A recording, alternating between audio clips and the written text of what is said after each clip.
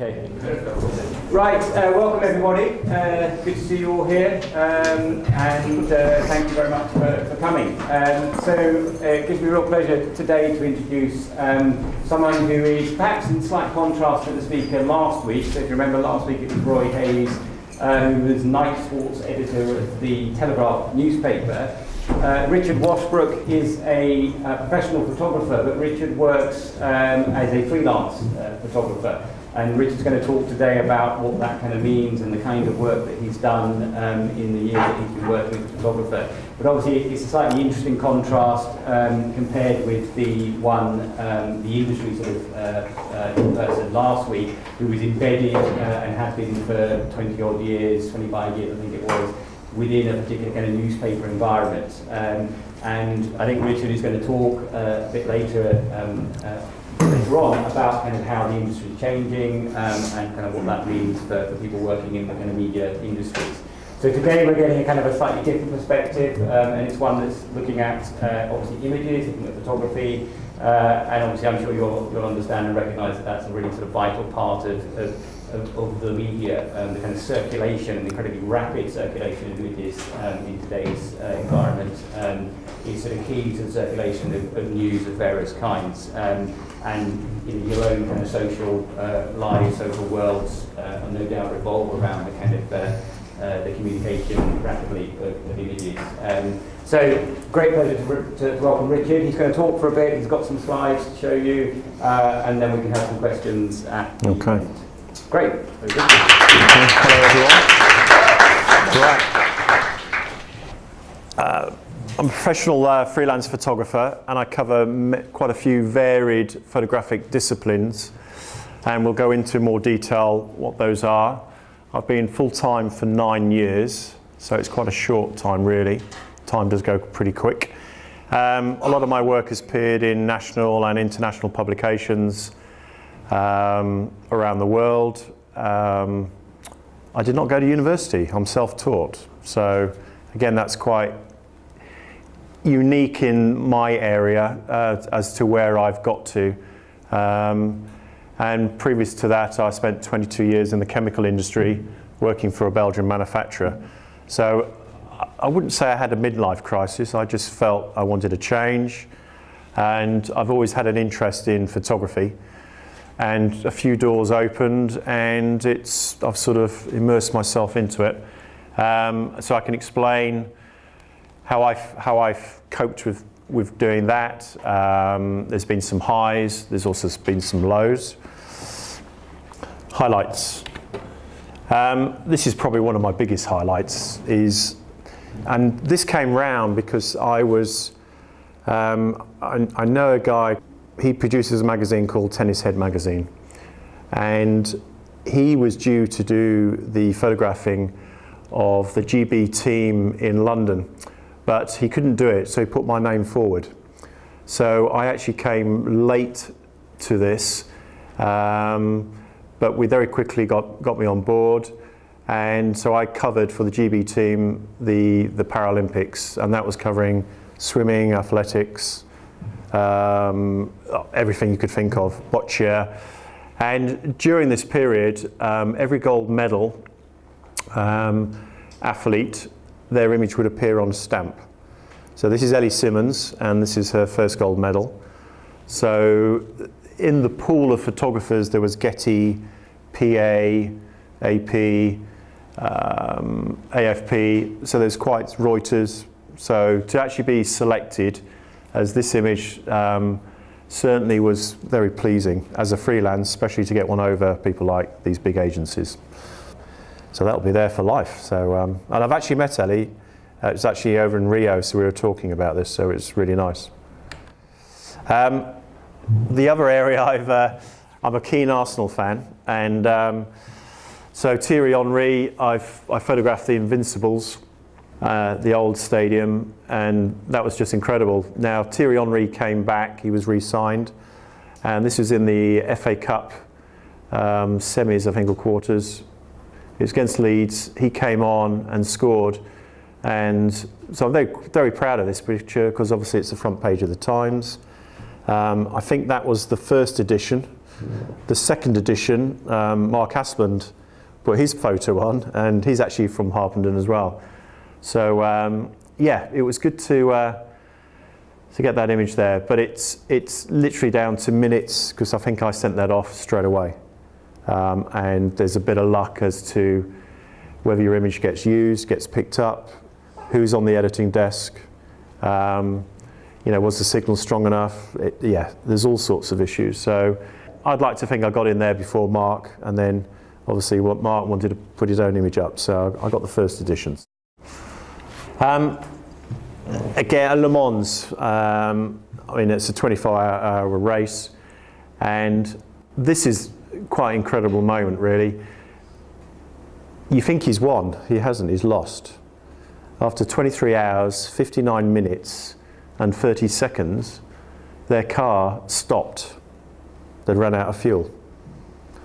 Porsche then overtook and won.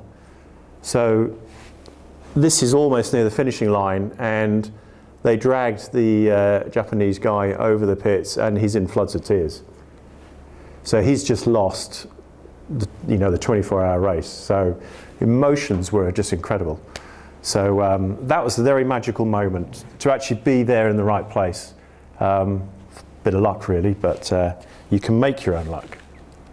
Again, I've got a great interest in motorsport photography, mainly because you can experiment with panning and use different techniques. And obviously with panning, you may be aware of it, you try and get down as low as you can and move in line with the car, so obviously get the car focused and everything else blurred. Now I spent 2014, I went around the world photographing the WEC and all the long hauls. So I was in Japan, China, Bahrain, the States and Brazil, and that came round because I was talking to someone on Facebook, John Rourke, he's the main photographer for the WEC. This is 6-hour racing, and he was having problems with a photographer not being able to cope with the stresses of photographing the races and getting the images in on time. For example, it's a 6-hour race, and every hour they want, for the media, they want photographs of the first cars in the 4 different categories. So imagine the track could be 2 miles long. You've got to get out on your little motorbike. You've got probably 10 minutes to get out, 20 minutes to photograph. Then you've got to get back, process, and deliver on the desk the images. And they didn't want this one corner saying, oh, there's number 1, there's number 2, number 3. No, you had to go around and get different angles, cars going left to right, right to left.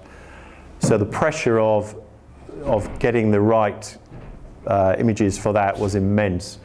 So this guy had basically just given up the ghost. So talking to John, and he had problems, and he said, well, yeah, if you're interested, come along. So I then spent 4 months going around the world photographing the FIA WEC. And that's all through, again, just by knowing someone. So again, if you've noticed already, it's purely networking, it's talking to people that I'm picking up events. So it just shows what can be done. London Marathon, always love photographing this. We're lucky that we're literally 20 yards from the finish line. There's probably the main camera that you see on the TV is recording when the runners come across. And what you don't see, there's probably about 20 photographers. If you imagine the desk here, the cameraman will be here. And in this desk space, there'll be 20 photographers, maybe 6 lying flat on the ground. The rest are sitting, standing, and we're all hunched into this huddle to capture moments like this. So very privileged to be able to get into key positions. And it's great when something like this happens and you see them crossing the line, and obviously you can just see at the split moment the tapes burst. So that was a great moment. PGA Wentworth. Again, this is one event I do every year. As a freelance photographer, it's quite difficult to get in. The fact I make sure I do it every year, that means I'm on the list. I get to know the people, they let me in. I think in the early days it was probably turn up and see if we could generate some money from the images. And then I've worked for various agencies as the years have rolled on. Again, unique moment, you just happen to be in the right place at the right time. It's just one of my favourite shots. I think the ball's obviously gone into the rough and he's just given up, dropped everything. But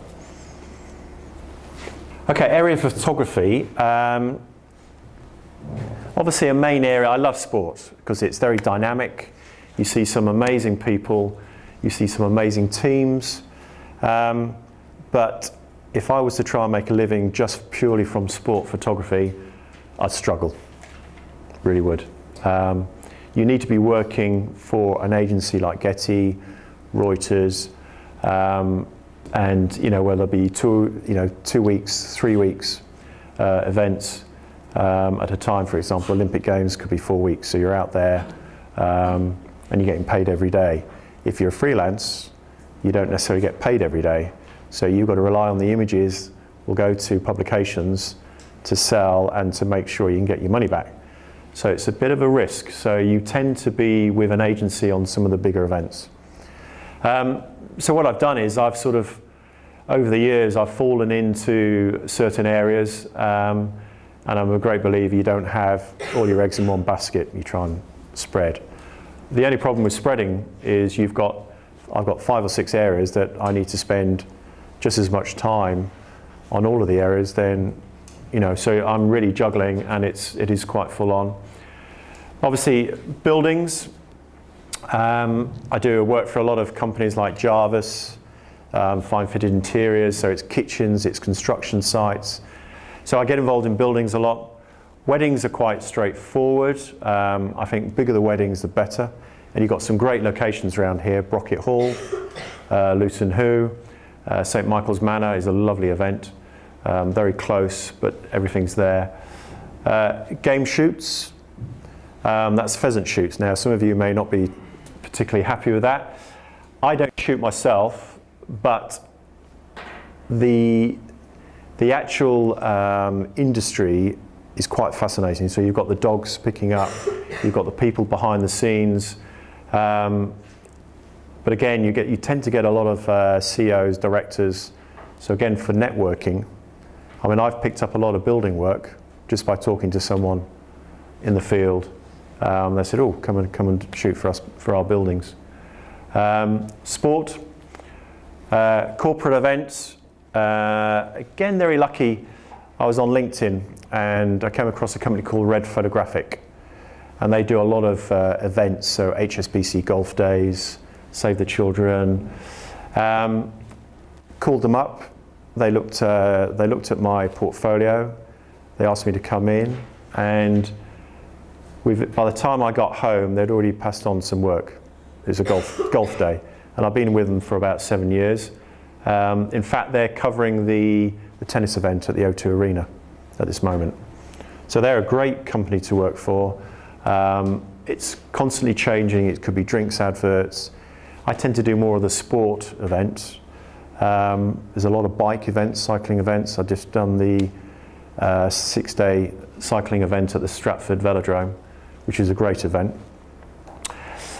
News, that's quite important. There is a lot of news going on. I tend to do bits and pieces for a Chinese news agency, Xinhua. With the time level there, that's quite interesting. I don't need to submit my images straight away. There's sort of a 6-hour delay before they wake up, basically. So I'm not having to rush so much, but a lot of my colleagues is constantly, as soon as you've taken the photo, that image is out. It needs to be hitting all the social media. But generally, those are the main areas that I concentrate in. During the year, some will be more busy than others, but I'm constantly juggling.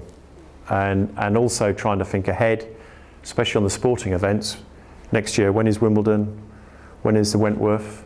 Are there going to be any major events like, for example, Paralympics in Japan 3 years' time? I've already started talking to the GB regarding what they want for photographic-wise for that. Buildings, this is quite an interesting one. This is in Harpenden, it's Glen Eagles. Again, it's quite useful networking because I happen to know the MD. Met him on a golf course. When that was finished, probably about 3 years ago, he asked me to come in and photograph. And then suddenly, because the door opened, I'm now doing quite a lot of work with them. So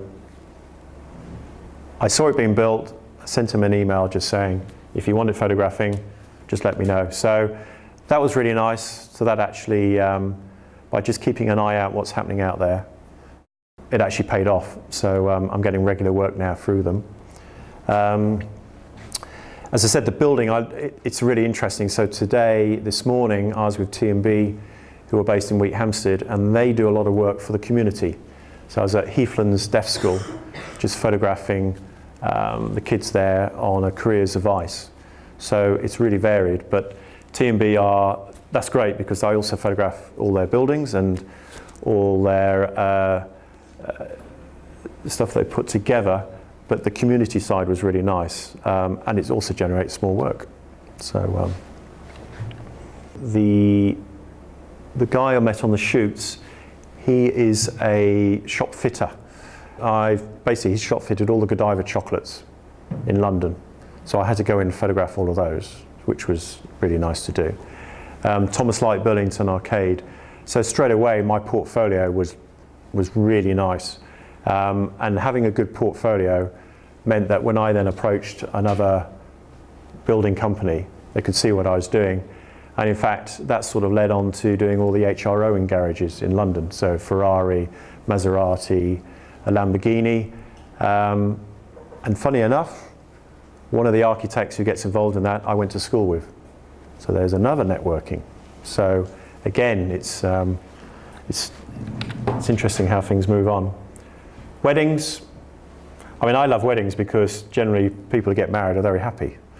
And that was a recent wedding, Asia House in London, and her facial expressions, I mean, she was like this all day. Lovely lady, and she was just so excited. So it's a pleasure to have that experience of being able to photograph when these things happen, and it's just capturing the right moment. If I caught it too early or too late, it's just a normal picture. But that just, and she was doing that all the time. So it made my life a little bit easier. As I said, I try and concentrate locally, but we'll travel. But as I said, we've got some great venues. So, but it can be full day. It's long hours. Feet gets very sore. And it probably takes me 2 days of editing. So when you look at weddings, when you do all the costings, I always cost for 4 days' work at least. So it's a day to shoot, 2 days processing, and the other day is the incidentals. It's meeting them before and meeting them after, maybe getting wedding albums, looking at the venue. And again, we'll go on to this later. Once I photograph this client is gone. So I've now then got to find another client. At least with the building industry, it's repetitive. It's, they'll come on next week and go, oh, are you around? Can you do this? Can you do that? So again, it's about the amount of time and effort you want to put into this. Game shoots, I mean, you're in the countryside. You can see some amazing sunsets. The dogs are quite incredible. It's not everyone's taste, but for me, as a bystander watching, it's an interesting, and as photographic-wise, it's quite incredible because you can get the shot coming out. Yeah, it's great. But for networking, incredible. Classic example, last year I was on a local shoot, and in fact it's one that I'll go up to every now and again. They put on free food and drink, turn up and photograph, and there was a guy in the field and he was going, contacts his colleague, are you interested in a photographer on your shoot next week? So they went, yeah, let's book him. So I got the commission, and I also sell books, and we were at Downton Abbey, Highclere, which was a great location. He then booked me for 2 more events, And this year I've got 3 more with them coming up.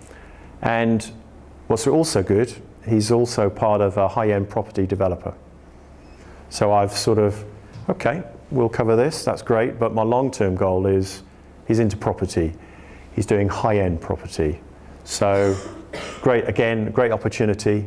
So again, it's networking, it's sort of thinking ahead. Sports, again, I just, this is at the Velodrome, this is the Paralympics. Actually, this is the World Championships. So that's Bradley Wiggins, Cav there. When they won, that was incredible, really. So, and that's taken on the inside. It's a different perspective. When you're at a sporting event, you could be high up, you could be on the athletics field, you could be anywhere. So you've got to think what you've got to take, what you need to capture. For example, the classic case in Rio last year with the Paralympics was our remit was we had to get every gold medal, but we also had to get some action. So I had to work out when it was time to go on the infield and watching the timing, watching the racing, and then suddenly realise that there's going to be a gold medal ceremony. So you then have to rush out, run round, and make sure you're in place to get the medal ceremony. And I think with the 4 of us, the last day, there were 5 medal ceremonies up for grabs, 4 gold and a bronze. So we let the GB team decide which ones they wanted, so they went for the gold. And we managed to get a photo from probably Reuters of the bronze medal. But again, it's logistically, it's not a case of just going there and photographing, you've got to think out the box. How do I get there? What's the light doing? How easy is it to photograph? Have I got the right qualifications or the right media content to get in there? Because sometimes you turn up and they go, no, you're not on the list. And it's like, really? So then you've got to try and explain, no, I am, this is who I'm shooting for. And in fact, the London Marathon, I was shooting for the Chinese news agency, and initially they were saying, no, you can't go down there. Until, well, I had a little word, a nice word, always polite, and he said, no problem, we'll get you down. Because I knew him from other events, so he knew I was legit. Because this industry, you do get a lot of outsiders trying to come in, and so they're quite strict on who can go down there and who can't. Corporate events, I love shooting fireworks. That was down at Lakeside, actually. They've just opened up, not firework night, it was about 2 months ago on the quays to the water side, and they just opened up a section of the buildings. This company I've worked since 9-10 years ago, maybe a little further along. They were the first company that I actually did some work for. And in fact, they're the ones that got me into this. So I photographed, it was a rugby league game, and they wanted me to do the firework display. So after 20 seconds, finished. So I sat down and photographed the game, and I sat next to a guy called Carl Retzini, who works for Reuters now, fantastic football photographer. Swap cards. I sold some of the images to Hull, who won. But Carl at the time was working for Camera Sport, and they were a small agency, and they liked what I'd photographed, and they said, right, do you want to come and photograph for us? So I was working during the week selling chemicals, and then Saturday, Sunday, photographing Arsenal, Chelsea, and then it just went on from there. So again, networking. But fireworks are great. That's just that's a 2-second shot. Everything's in line, and there's 3 tiers, so it's probably pretty perfect, really. I love news. This is obviously Theresa May when she got re-elected, and you can see the number of photographers involved. It's cramped. I'm actually standing on a platform, standing on a chair, hoping not to fall over. I'd hate to think how many people are there. There's overseas, there's national. Really interesting. Again, trying to make sure you can get in, you've got the right pass. But great opportunity. With regards to news, I do know, like for example, Toby, he works for Reuters. he was one of the photographers who was on the bridge at Westminster. And he was actually in Westminster, and he'd come out and he was having a cup of tea on the bridge, and he heard a thud. He turned around, and that was one of the American guys who died later on after being hit by the car. And he was thrown over the bridge, landed right next to Toby. So Toby's thinking, crikey. So he ran up, met the gentleman's wife who was injured. So he's been to war zones. So he basically picked the camera up and started snapping away. That's his job. But, you know, being in the right place at the right time, okay, but very horrific. So it is around, and myself, would I want to get involved in a war zone? Would I want to get involved in something like that? Probably not. So I think I'd leave it for the people who have dealt with, you know, photographing death and stuff. It's pretty horrific. But the day prior to this, I was doorstepping Jeremy Corbyn. So that was quite interesting. And again, there was about 20 photographers running around as he walks to the polling station. So again, it's something a bit different. I don't do a lot of news. I don't particularly like sitting around. I think I spent 6 hours on that platform waiting for something to happen. It just gets very boring. So there are very boring times.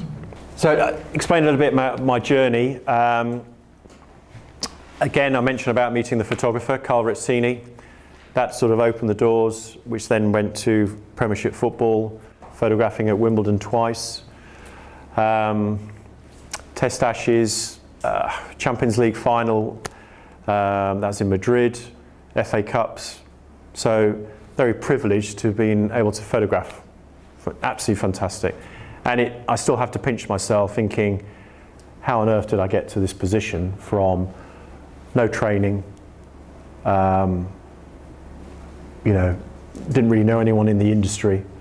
So the opportunity, and it's networking, a few doors open, and you can be shown what can happen. Read photographic via LinkedIn, very important. You know, you've got to look around, especially on the social media now. There's so much out there. And seeing what companies are doing. And if you've got a good portfolio website, then they can see what you're doing as well. So what happened was I started to do more and more sport. So to the point where it was Monday, Tuesday, Saturday, Sunday, and still doing a full-time job. So I spoke to the company and said, can I do 4 days? And they said yes, because they didn't want to leave me. Didn't want me to leave. So I did that for about, I think, a year and a half.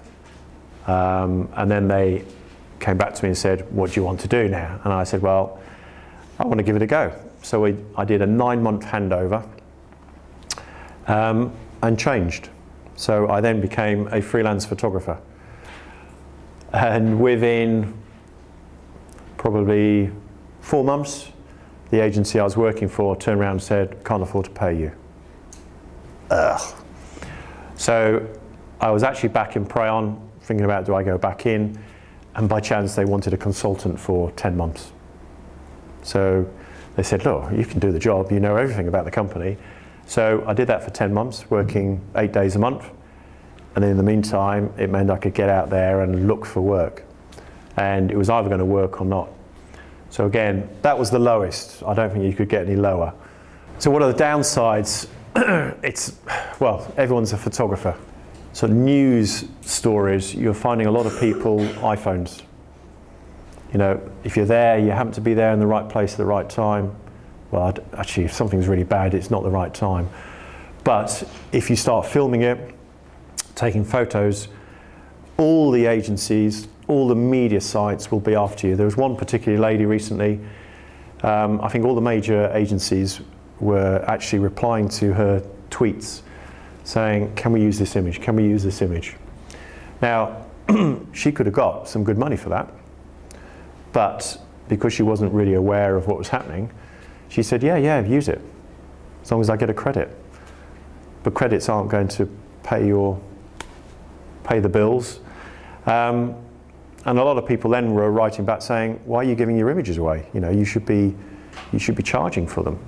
This is what professional photographers do. So when you've got this sort of mentality of people just giving images away, this does come into the industry, and it makes life a little bit hard, because sometimes you're up against someone who's just used an iPhone. So it's getting harder and harder. You can't be everywhere. So I think it's really more on the news side, because if something event happens, the agency needs to get a photographer there pretty quick. So that Reuters, AFP, they have people walking around London just waiting. But if you happen to be passing by and you see something, you pick up your phone, go click, potentially that could earn you some money. You look at the newspaper industry, you've probably discussed this and you're probably aware of this, and with the speaker you had last week, that's getting a difficult industry. I've got a 10-year-old son. I don't think he'll buy a newspaper when he's older. Job cuts, prices are falling. What you would sell an image now as opposed to 10 years ago, big differences. The Mail Online, you could probably sell an image for £20. So, that's not going to do much. So that is the problem. Technology, FTP from a camera.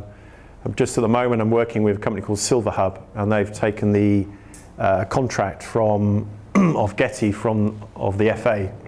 So we're at Wembley photographing the England games and behind the scenes, and the FA do a lot of stuff into the community. All the images need to be sent straight away. So there's no, obviously they're recorded onto a card, but it's not a case of coming back to the office, downloading the card, bit of processing, sending off. No, they need to go straight away, bang. So you need to make sure you've got the right equipment to handle that. Rates are falling. Again, to do a news story, maybe 160 quid. Football, I know people are probably getting paid £75 to shoot a game. But you're probably getting there 2 hours before. So it's 90 minutes for the game, and then 2 hours later. So not great money. There are even people who will photograph football for nothing because they get a pass in. And then on the Monday, they're back at work, being a dentist. And we have a big joke. It probably would be dentists because they can afford the equipment. But it is a real problem. So yeah, there's more and more people who just think this is a hobby, great, I can sit in front of my favourite team, photograph, give some images away, and if I get something in the paper, great. But that doesn't help the person who's next to that person. All they do is photography, so they've got to earn money. And I think you also come across this in journalists. Again, that's another area that you get, people just coming in writing projects for nothing, and others who are trying to sell, and again, that's really difficult. I mentioned about the weddings. Once you photographed a wedding, they've gone. Okay, you get albums, and then you may perhaps get the children, perhaps follow on later on in life, but generally weddings, you have to then find a new client, so you have to invest time and money to go and find these people. Whereas if I'm photographing a building, I just get a phone call, can you be there next week? So my outlay is a lot different. It really depends on how much you charge, how much you want to spend to get the business in. But cost of equipment, a 1DX Mark II is £5,000.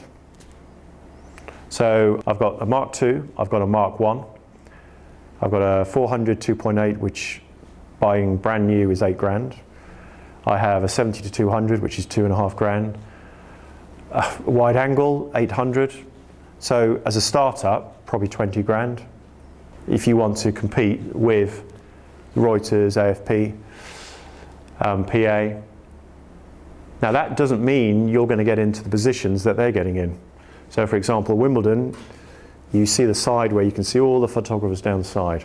They're all newspapers, international agencies. If you're working for a smaller agency, you're over here, in amongst the camera TV crew. the view is not as good, and you're lucky if you get anything, because all the players will look towards where their mums and dads and their friends and family are, and they'll always look that way, not this way. Apart from one exception, I think it was when Andy Murray won, he actually, if you watch the game and he finishes, he doesn't run towards the players or the family, he actually turns and runs and walks towards the crowd going like this. And there was a guy in the crowd who's not professional, had a Nikon camera, and he actually made some money on that. Right place, right time. But all the other national papers were all thinking, what's happening? He hasn't turned. Because that's the money shot. Literally when he's thrown the racket in the air and he's going like that. So that was a bit exceptional, but most of the times you will be sitting in the position where those athletes are going to celebrate. And they know that because they also get the media coverage. Mentioned about shoot days, that's led to commissions. This was a really interesting one, Braley Cars. They're in Harpenden, they sell Mazda, Kia. And I was driving past and I noticed the showroom was being converted, being revamped. So I pulled over, spoke to Paul. They were going to be opening up in a couple of weeks. So he commissioned me to photograph that.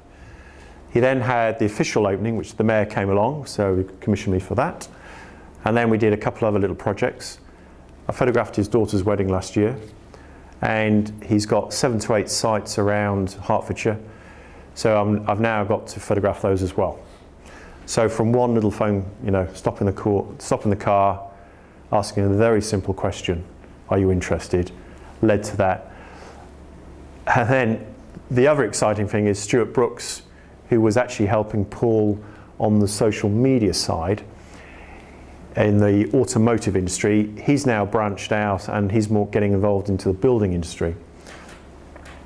And at the moment we're working with a company called JCA, and they're doing a big development in Harlow. It's a data company, KAO, where there'll be, Google will hire, and data is just getting, we need to store all this information. And they've just spoken to me a couple of days ago. They've got 20 new projects they want photographing, and I've already photographed Camden Brewery is something that JCA did as well. So, yeah, it's staggering, from one little, very innocent, very simple question, do you need a photographer, has suddenly led to quite a few £1,000s worth of business. So I actually quite like the way, the idea of from something small, it can spread. Social media, obviously this is something you'll be more aware. I do Instagram a lot because I'm a photographer. Visually, people want to see what I'm photographing, and I tend to do it even I'm on my way to a project.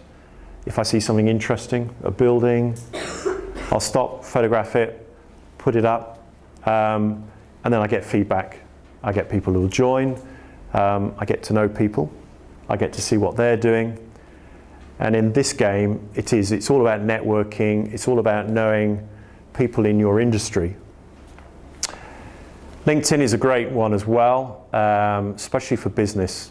So again, it's linking up with businesses.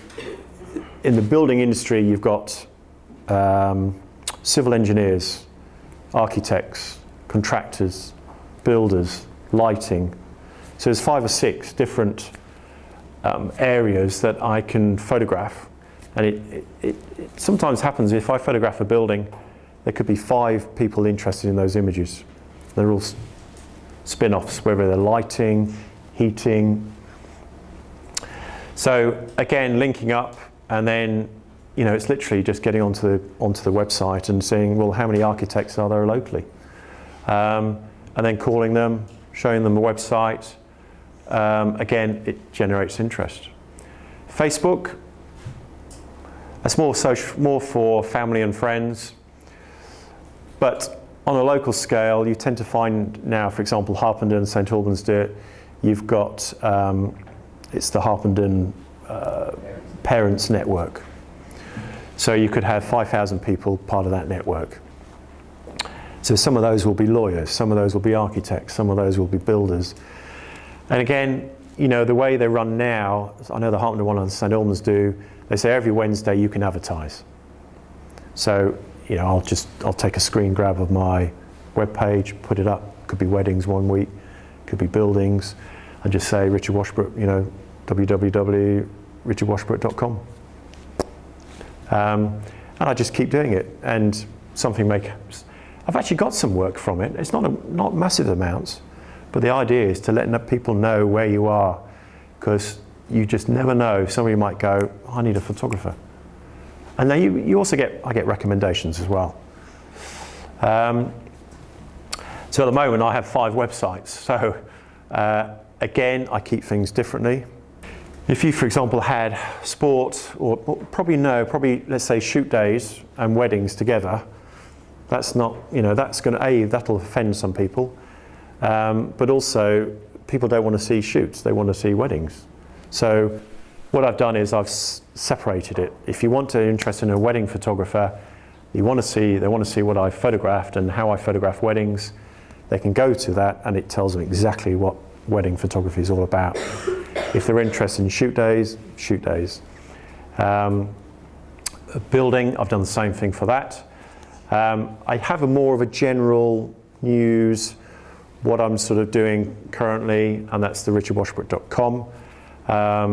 And that could be like little projects I do. If I'm sitting on the train, I'm looking at all the graffiti as you go down the Thameslink line. There's a lot of it, and it's quite interesting. It's a bit nerdy, but it's just different, and it's letting people know you're a photographer, you're exploring different mediums, different types of photography, because you need to keep refreshing your memory and stuff, and looking at different ways of photographing, basically. So 5 websites, there's a cost, there's also time to make sure they're updated.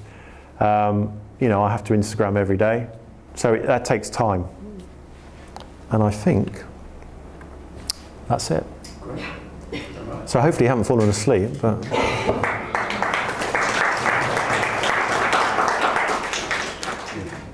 But I'm just sort of wondering how that compares with, say, you know, were you to get a job, be offered a job working for Reuters, you know, would you think, well, actually that would be brilliant, I'd love to do that, or are there kind of pressures there that actually, you know, by being freelance, you've got certain kind of freedoms and certain kinds of... Freelance has given me the freedom to spend more on the building, because they'll phone up and say, we have a job here, can you contact the site manager? So I'll contact the site manager and say, right, look at the diary, and they'll say sometime this week. So I'll go, okay, I can do tomorrow.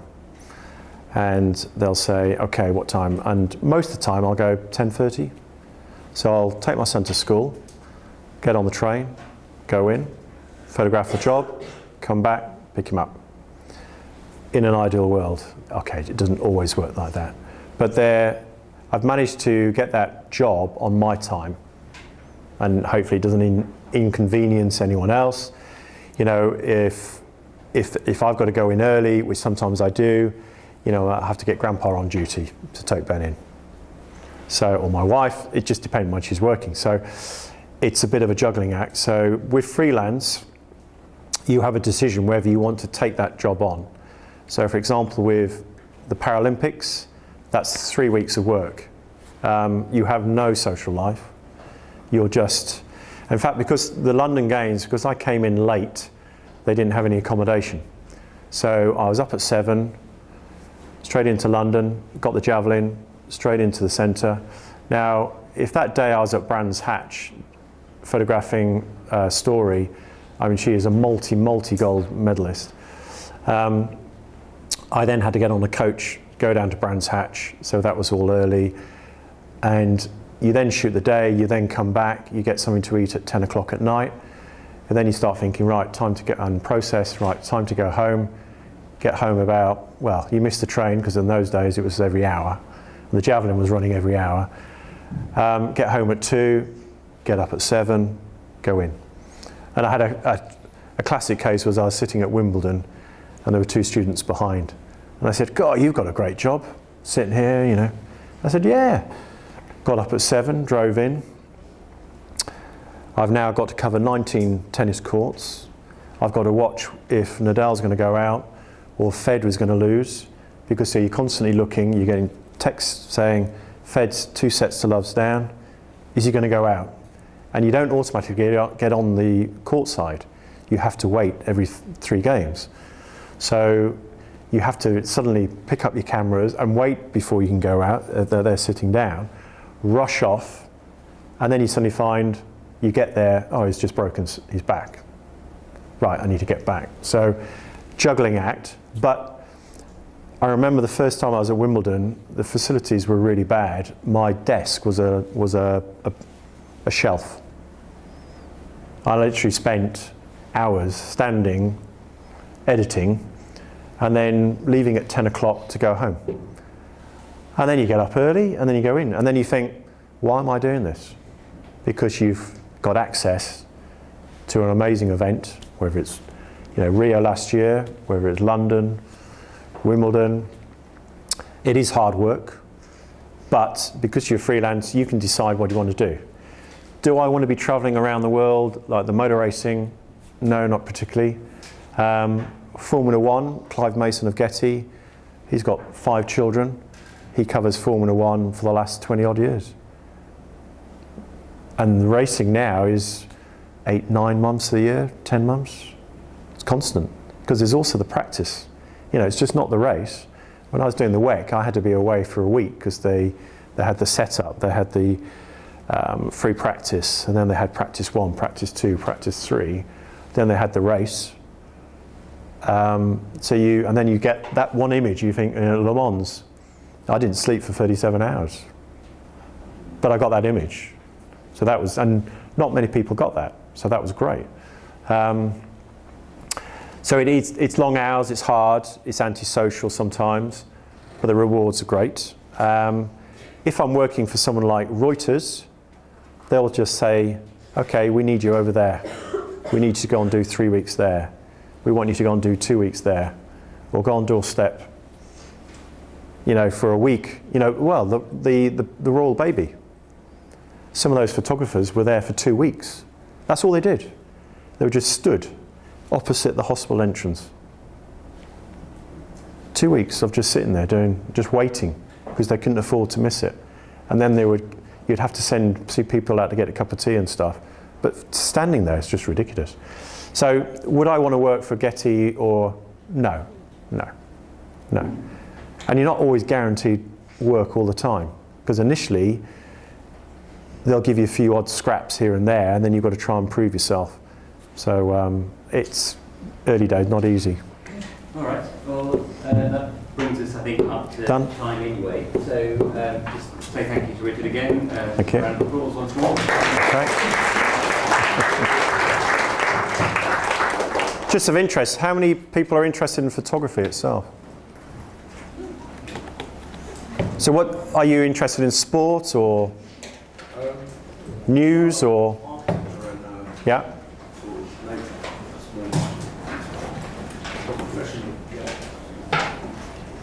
And to interest, professional doesn't, what does professional mean?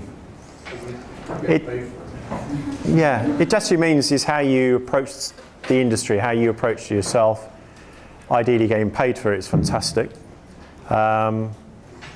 It's interesting, but those number of hands there, then how many other universities, how many other courses will people put their hands up? There must be hundreds. So what's going to make you different to everyone else? A bit of luck, always luck. But networking, you saw how everything seems to follow on, and you make your luck by talking to people. Yeah, so it's around networking doesn't matter whether you're going, whether it's photography, right, whatever. Actually, talk to people, find out what people are doing, and also be nice to people, because there's that old rule that 20 years time from now, you could be sitting in front of that person that you were bullying, looking for a job, and they're going to go, you want a job from me? No. So again, it's just talking and making notes. Have cards, always have cards ready to say, this is who I am. So yeah, thank you.